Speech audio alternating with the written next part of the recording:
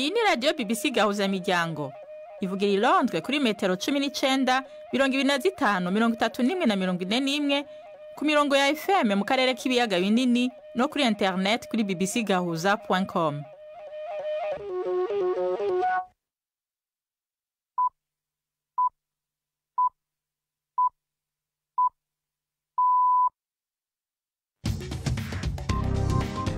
Ubu ni saa 10 n'igice ku isaha mpuzamakungu ya GMT, isaha 12 n'igice mu Rwanda no mu Burundi. Muri kumwe na Nina Iradukunda. Ndabahaye mwiriwe n'ikaze bakunzi ba BBC Gahuzamiryango. Izi ni ingingo z'amakuru yo kuri umunsi wa kabiri tariki 4 z'ukwicumi mu 2025. Ishiramwe SADC riranegura ingene amatora rusangi yagenze muri Tanzania, aho rivuga ko atashitse ku rugero rwa demokrasi gwemewe. Ibikorwa byahagaze ku ishira ryisumbuye ry'imyuga rya ETS Kamenge mu gisagara ca Bujumbura kubera ikiza ca korera. Impamvu ntagiye ku ishuri ni kubera nyene ngaha ku ishuri wacu twaratewe n'ingwara ya korera. Rero mu gihe yateye badusabye ko twobanza tukagerageza tugakora isuku. Mu Rwanda byabona bitatu vyagirije Munyenyezi Beatrice kugira uruhara mu bwicanyi bw'abatutsi kuri barriere mu cahoze ya prefecture ya Butare no gusambanya abagore ku gahato mu gihe ca genocide yo mu 1994. Tubafitiye n'igikino c'urunana. Aya makuru ahagarariwe na Mark niyo nkuru.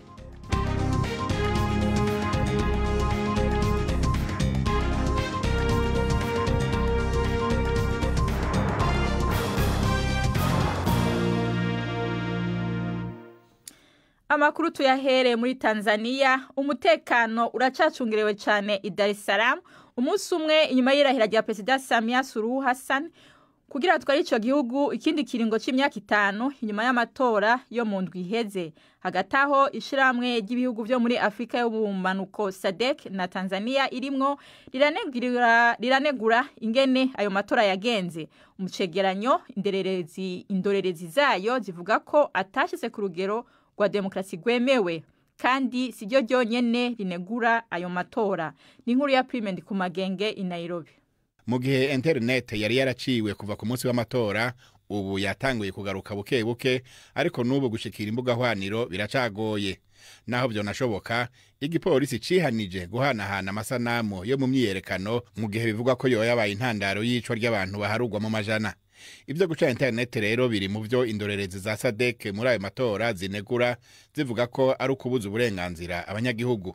Uretse ivyo, umurwi w'intumwa z'iryo shirahamwe ry'ubutunzi rihuza ibihugu bya Afrika y'ubumanuko SADC uvuga ko indongozi z'imigambwe itavuga rumwe n'ubutegetsi zatewe ubwoba kandi amatora yaranzwe n'igifungo. Mu itangazo bashikirije abamenyesha makuru, uwo murwi uvuga yuko naho umunsi w'amatora waranzwe n'amahoro mu bice byinshi, ahantu henshi abatora batashoboye kugaragaza mu bwigenge ishaka ryabo rya demokrasi.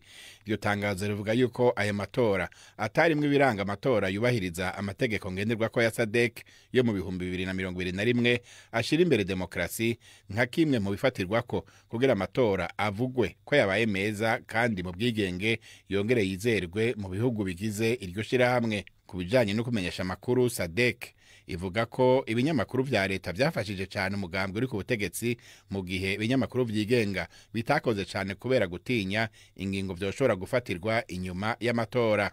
Ishirahamwe rya Buraya naryo nyene rivuga yuko ritewe impungenge nyinshi n'amakuru yabishwe n'abakomeretse bikomeye, risaba kandi rekurwa ry'abanyepolitike bafashwe hamwe n'amatohoza y'ukuri kandi yimbitse ku makuru avuga abanyurujwe, ababuzwe irengero hamwe n'ubugizi bwa nabi. Ishirahamwe rya Afrika ryo rirakeza President Samia ku ntsinzi yiwe, ariko umukuru waryo avuga yuko ababajwe n'abapfiriye mu ntureka zandurutse kuri ayo matora, agatera kama abategetsi kubungabunga uburenganzira shingiro bw'ubwigenge, harimwo uburenganzira bwo gushikiriza ivyiyumviro n'ubwo gukora amakoraniro hisunzwe amategeko. Tukiri muri Tanzania, indongozi nkuru y'umugambwe ukomeye utavuga rumwe n'ubutegetsi yaburi wirengere nyuma yaho bikekwa ko yari yafatiwe ku biro by'igipolisi mu mugwa mukuru Dodoma hari amakuru avuga ko John Heshe asanzwe yicegera c'umukuru w'umugambwe wa Chadema yahamagawe n'umukuru w'igipolisi mu karere ariko we yabihakanye.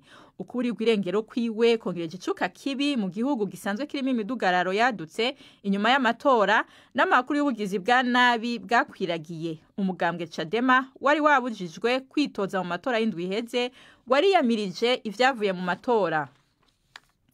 I Burundi ibikorwa byahagaze ku ishure ryisumbuye ry'imyuga rya ETS Kamenge mu gisagara ca Bujumbura kubera ingwara ya kolera. Gushika ubu kuri iryo shuri hamaze gufatwa abana 9 bakaba bajanwe mu bitaro.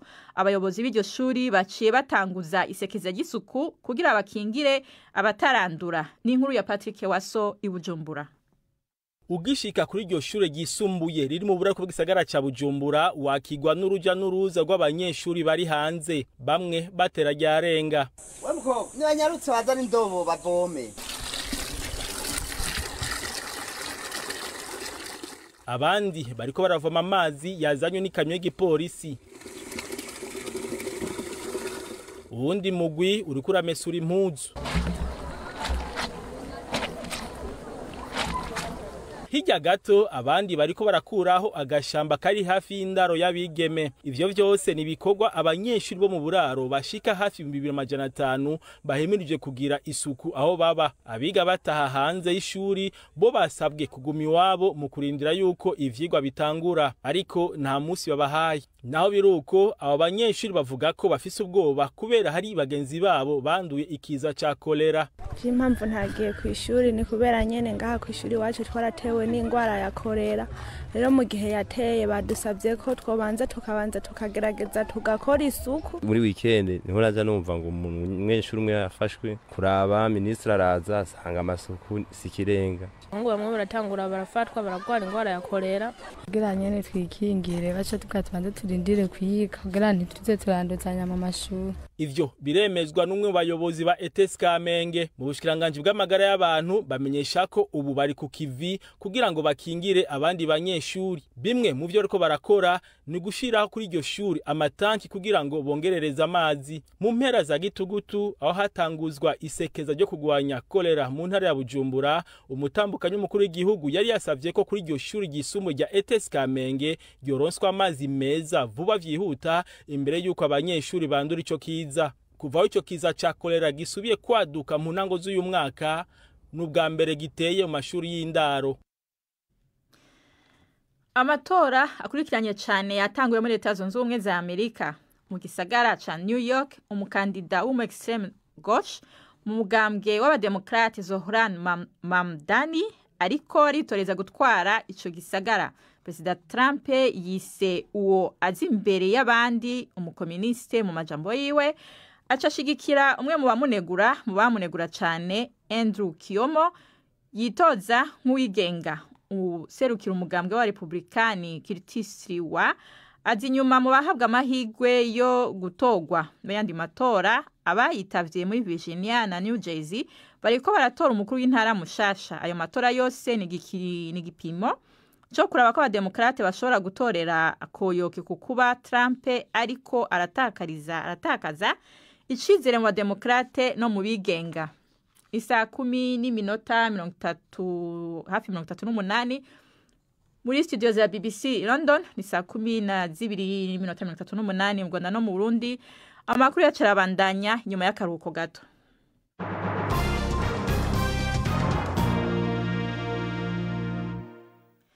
Tujya mu rugereko rw'urukiko rukuru rukorera Inyanza mu majyepfo y'u Rwanda aho abatangabuhamya batatu bashinje Munyenyezi Beatrice kugira uruhara mu bwicanyi bw'abatutsi kuri bariyeri mu cyahoze ari prefecture ya Butare no gusambanya abagore ku gahato mu gihe cya genocide mu 1994. Urubanza rw'ubujurire bwatanzwe na Munyenyezi nyuma yo guhamwa n'ibyaha bya genocide agakatirwa gufungwa burundu mu kwezi kwa 4 umwaka ushize. Munyenyezi yoherejwe na Leta Zunze Ubumwe za Amerika mu Rwanda mu 2021 ngo akurikiranwe ku byaha bya genocide ibyaha we aburana ahakana. Ni inkuru ya Yves Bucyana yakurikiranye urwo rubanza. babiri mu batangabuhamya batatu batanze ubuhamya bwabo imbonankubone mu gihe undi umwe ijwi rye ryari ryahinduwe kandi atagaragara mu rukiko. Umutangabuhamya wa mbere yavuze ko mu gihe cya jenoside yari afite imyaka 32 kandi ko yari umusirikare. Yashinje Munyenyezi ko yamubonaga kuri bariyeri yo kuri hoteli Ihuriro yaka ibyangombwa, ariko ko nta muntu yigeze abona yicira kuri iyo bariyeri. Ati yakaga ibyangombwa nanjye yarabinyatse, yabona uri umuhutu ugatambuka, waba uri umututsi ukicazwa ku ruhande. Yabwiye urukiko ko yabonye Munyenyezi yambaye ishati ya gisirikare, ubundi amubona yambaye ishati yo mu ishyaka rya MRND ryari ku butegetsi icyo gihe. Anavuga ko kuri bariyeri yahabonye imbunda ya Kalashnikov ariko atari Munyenyezi wari uyifite.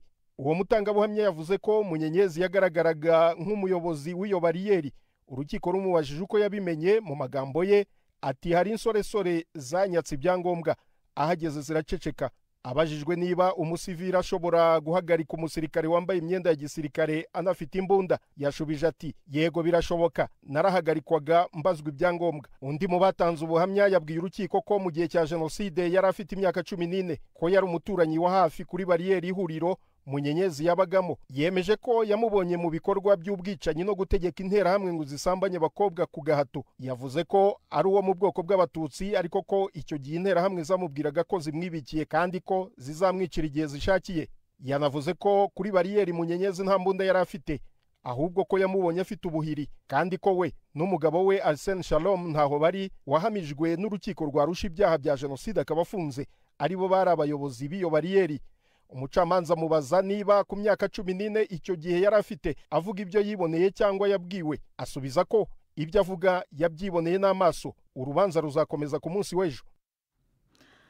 Senare mpuzamakungu mpanavyaha ICC ivuga ko amabi yakorewe mu gisagara ca El Fasher mu gihugu ca Sudani ashobora kwitwa ivyaha bikorerwa zina muntu n'ivyo mu ntambara. Ibivuzwe inyuma y'indwi imwe umuhari wa Rapid Support Forces RSF mfunyafunyo wigaruriye ico gisagara cari canyuma kikigenzurwa n'igisirikare ca Sudani mu ntara ya Darfur. Aho inkuru zivuga ko habaye ubwicanyi bw'ikivunga, amabi afatiye ku gitsina, kunyuruza n'ubusuma bwakwiye hose. Inkuru ya Nomsa Maseko mwuva mw'ijwi rya Jidasi Hundimpundu. Ababibonye bavuga ko mabarabara huzuye ibiziga, abandi bakemeza ko amazi imisi bataronka amazi n'utwo bafungura. Ibi ni nyuma yaho ibihumbi by'abasivile bahunze ibisagara n'ibigwati, aho abagwanyi ba Rapid Support Forces bigaruriye agace gahambaye gafatanye intara nini yo mu burengero bwa Darfur n'umugwa mukuru Khartoum. RSF yashinze kandi muri Darfur ubutegetsi bubangabanganwa n'ubwa leta ishigikiye igisirikare ikorera mu gisagara ca Port Sudan kiri ku kiyaga gitukura. Oni n'amashiramwe mpuzamakungu atanga imfashanyo batewe impungenge n'ibishobora gushikira abasivile mu gihe ivyegeranyo bivuga ku bwicanyi bw'ikivunga no gusambanya ku nguvu bibandanya kwiyongera. Hagati aho ibikorwa by'amakungu kuri Sudani vyaragabanutse cyane n'utwigoro tw'amahoro ntaco turashobora gushikako. Imbere kuja mu runara nkundira ndababwire ko wahoze ari cegera ca president wa Leta Zunze Ubumwe za Amerika Dick Cheney yapfuye. Yarafise imyaka 84. Mwitangazo umuryango wiwe wavuze ko yapfuye azize ingwara y'umusonga n'umutima. Uwo yabaye cegera c'umukuru w'igihugu agira wa 46 yaranguye ayo mabanga mu kiringo c'imyaka 8 ku butegetsi bwa president George Bush. Dick Cheney abonwa nk'uwateguye iciswe intambara yo kugwanya iterabwoba harimwo yo muri Afghanistan na Iraq. Uwo yahoze ari umuntu w'igihangange ariko atavugwa ko rumwe i Washington. Cheney yarirukanywe mu mugambwe wiwe w'abarepublikani kubera kuguma nebagura President Donald Trump. Isa 10:43 n'umwanya w'igikino c'urunana.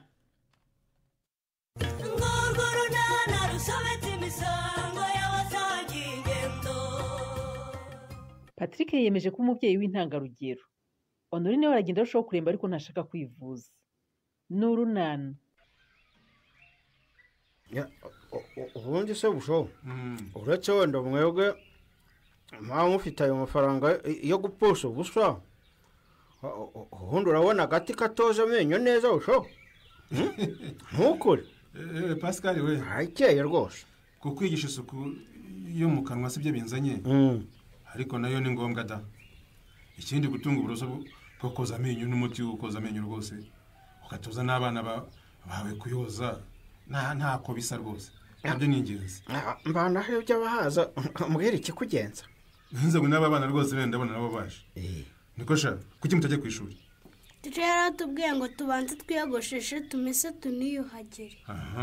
Abandi bana baratwinubira kubera umwanda. Muva aha mugende mw'abana mwe ntimukivange mu biganiro by'abantu bakuru. Nyibwira busho nyibwira niba ntaho zikiraka yewe dore ubushomeri bumeze nabi. Nakubwiye ko ntazamwe ahangaha nibiraka Pascal. Urumva? Mpazamwe n'aba bana uhura kandi mpaje nyuma yo kuganira na mwarimu wabo rwose. Mwarimu wabo nyine. Mwarimu wabo sa kuregera abana banjye nkandi. Ariko Pascal ubwo wibagiwe ko ndi parasosho rwose. Natoriwe kuba umujyanama w'imibereho myiza n'iterambere mu mudugudu wacu. Ibyo nabyuze. Ibyo ndabizi. Kuba yambwira rero ibibazo by'abana nkaza nawe kukugira inama rwose bifite ishingiro.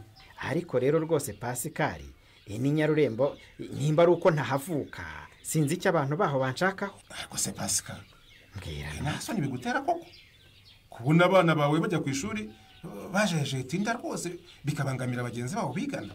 Ibyo koko nasoni bigutera. Ariko se mwabantu mwe gukena ko atari ingeso.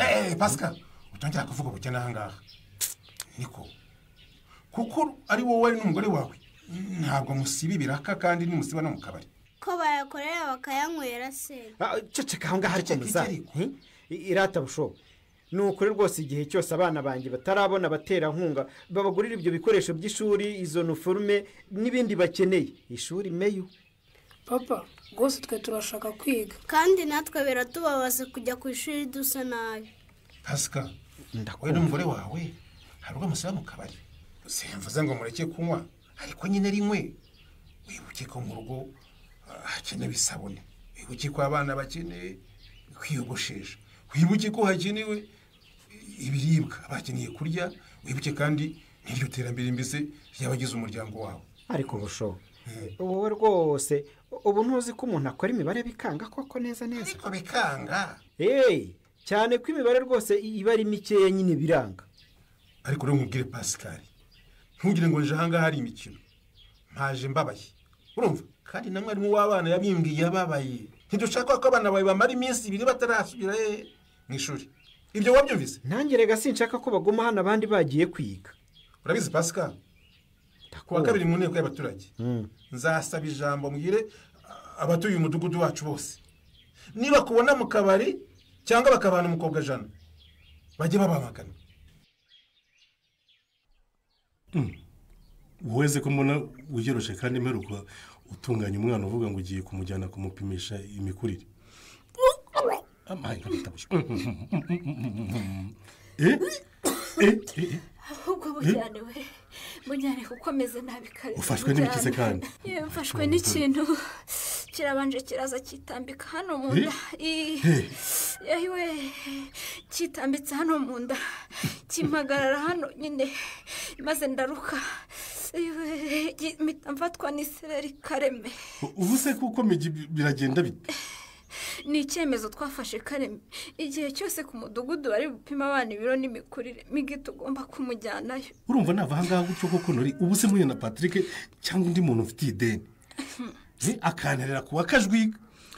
None se ubwo ngubwo uzisha abantu ufite amadeni kugeza ryari Kareme mbwira. Ahubwo rero kuko abapimira abana ari ku nzira ijya ku kigo nderabuzima nako ndibutse n'abaganga rwose bakingira abana batoya baba bahaje wari ukwiye kujyayo ukanisuzumisha. Ntabyo nisuzumishamo rwose Kareme kuko ikibazo mfite ndakizi. Ngo iki? Nyogokuru yarakimbwiye Kareme. Wa mugore rwose narakubwiye igihe cyose ufite ibimenyetso by'uburwayi aho kwizera nyogokuru wawe ujya kwa muganga. Ariko Kareme ntukigire uwejo uyobe ko ubukwe bwacu bwavugishije abantu birwi wacu amangambure.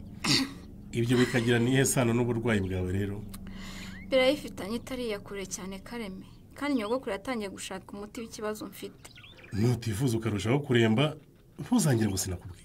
Ibyo bireke rwose nakubwiye ko nyogokuru abimfashamo kandi ikibazo kigakemuka neza. Urumva igisigaye ni icyamigo udafite uri bumujyane kumupimisha. Ubwo nyine mu kanya ntiworoherwa uriyandayanda umujyane simbona iyo umaze gucya woroherwa kongera kuremba nimugoro. kandi rwose mfite ubwoba ko umwana wanjye atigeze yiyongera rwose kuko muri iyi minsi ntarya neza n'igikoma nta kinywa yewe akinywa nk'uwo muti kubera ko nta mata barimo reba uko umwana wanjye asa n'ukuri ngo nire baransekeye Nadi uzi ko nsekeye none se uziko atazi guseka Patri umwana w'amezi 6 adaseka yaba afite ikibazo kuvuze ko mupimishe se basanze umukobwa wacu akura ate Nadi bambwiye nkomerezaho kuko ubu kugeza ubu barakura neza nta kibazo Nadi uri umubyeyi mwiza pe nta nubwo bana nifite ariko ku mwana wanjye nubahirije kumwonsa amezi 6 ya mbere nkuko babimbwiye kandi uko ashatse ko nkamwotsa ariko umenye ko yuje amezi 6 Nadi amashirika yonyine atakimuhaza nawe se wowe nanonsi yatara Erega abajyanama babivuga bingwa mu gutwe nyine muri iyi minsi namutangije ifasha bere kuko yujuje amezi 6 rwose ndashaka ko umwana wacu akura neza mu bwenge no mu gihagararo mbese atanarwaragurika akamera nk'abana bo kwashyaka na Devota nuko rwose aho ngaho ariko ubwo ko kare gakobwa kaburinda ngo kuva katangira umwaka wa mbere ariko kaba ka mbere karenze kagira umwaka wa 6 ntawe uragacaho kugira ngo bijye guhari kubera hananirwa Patri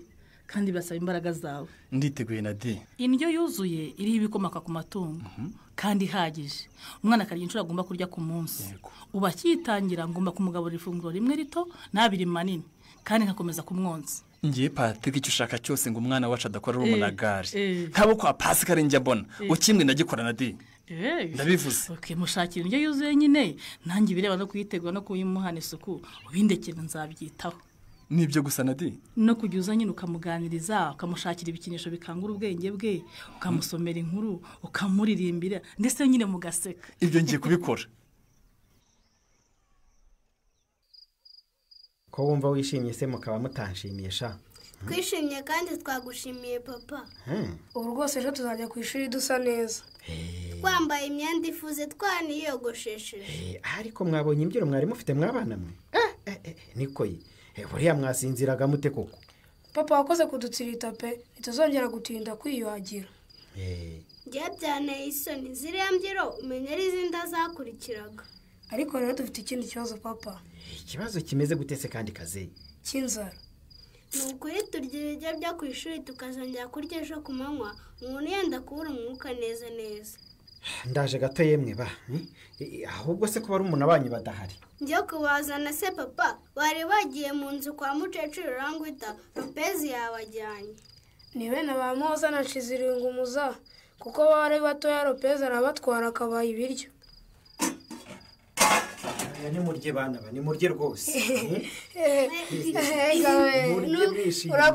urakoze n'ukuri uradutunguye papa oya nta kibazo murye nishimye urakoze papa aha wege ko nturutse hirya hanumva ibitwengera se niko sha ese ko muhise muceceka mama muramutinya mwabimenya nje nshonje rwose nanjye mugira uko mungenza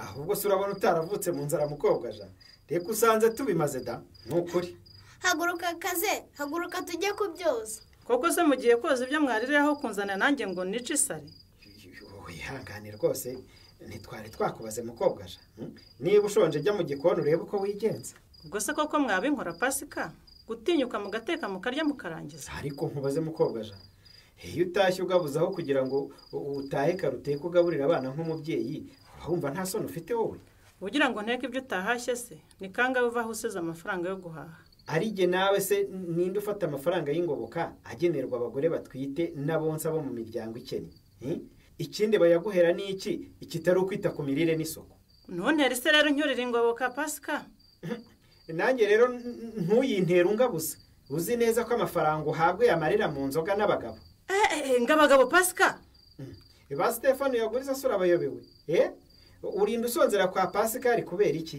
wagiye umugabo guteye iyo ndakakugaburira amanyama n'imicerira migi wanjye kuko ubu bagiye kudusubirana inyuma koko sha kandi buri gihe rwose badushimaga uko tumwitaho neza urumva sinari kuvuga uko duhagaze hano mu rugo navuze ngo tugiye kwisubiraho reba ubutaha none ugiye kumupimisha noneho ugasanga byaragabanutse we umujyanama akakubwira ko agiye kugira imirire mibi ariko karime wajya ureka gutekereza nabi koko ariko migi nawe ufitemo uruhare uruheze nubwo nta mata ari mu gikoma iki gikoma kinyoye cyonyine cyamugirira akamaro ariko aracyanga ibiryo se byo ugira ngo abirya neza Kareme apfa kumva nta ndagara zirimo cyangwa nyine akaboga akabihirika rwose ibyo atamiye nabyo abitamira turwana uruboshye ndi kumuha umuti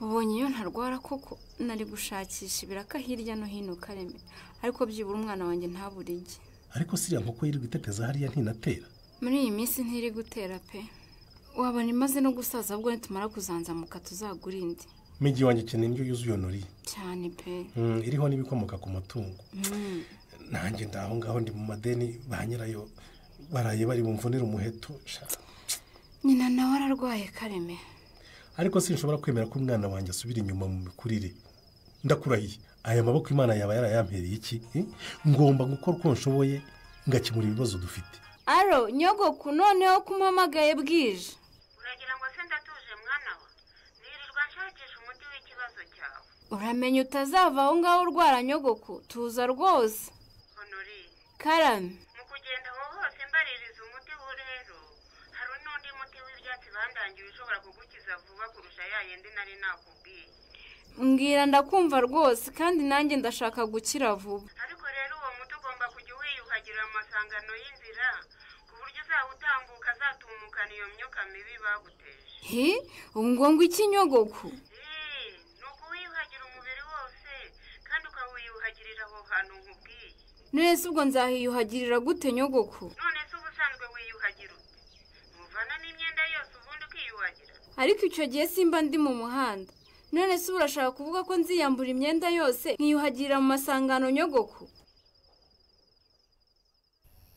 mukobwa jana ndavuze ngo mpereza amafaranga yanjye urumva nayo gukemura ibibazo byanjye n'iby'abana banjye ntayo ngoye Pascal koko uratinya kugateka ukarya n'abana bawe mukabimara muzi ko ntariye ukanabika amafaranga ngo umugore utwita burare umugore utwita inda yandera y'umugabo wanjye igishyira uwo mugabo wawe nyine ngewe undeke urumva niba ushonje rwose umuryango urakinguye genda ujye kugabuza uwo mugabo waguteye inda sawa mukobwa jana niba ushaka amahoro mpereza amafaranga yanjye ubundi ujya aho ushaka nanjye ndavuze ngo sinaburara kandi uyabitse mu gihe watetse ugasangira n'abana bawe mukancura nta soni umva nk'uko nakubwiye ko ubu ngubu ntakigushinzwe abo nshinzwe ni abo bana banjye nanjye ubwanjye sanga umugabo waguteye inda kugaburire kandi iki kigabo ndakijwigiriza Pascal wamviriye mu nzira ntaho mvuye ndakurengera sinshaka guhangana n'umugore utwite nakujugunya nk'ariya hakurya niyo ndikava ndabirambiwe reka ngo hereze sha unuye hasi koko ndakunyuka Pascal ndakunyuka wabishaka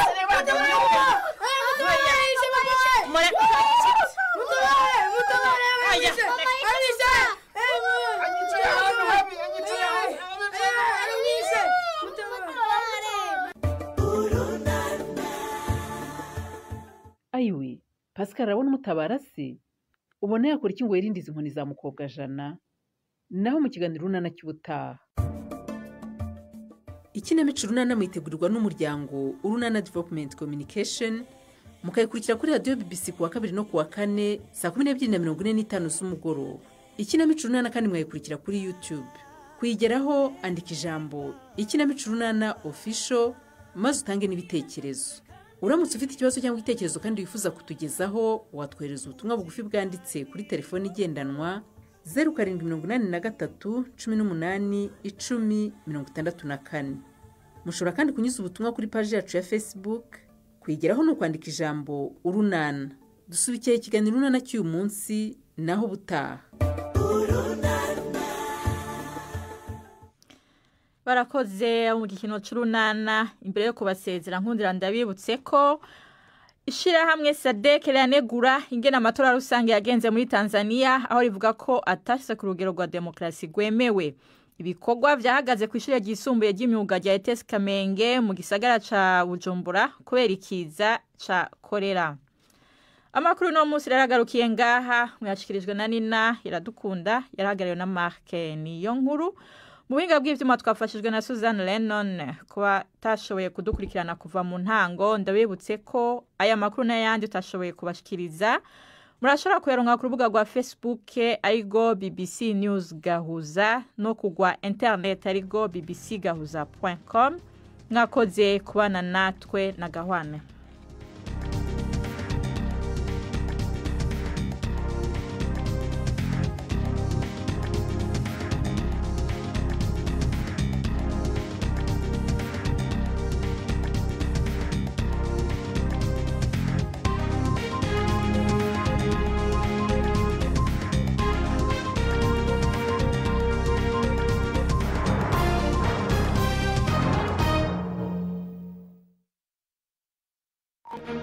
Thank you.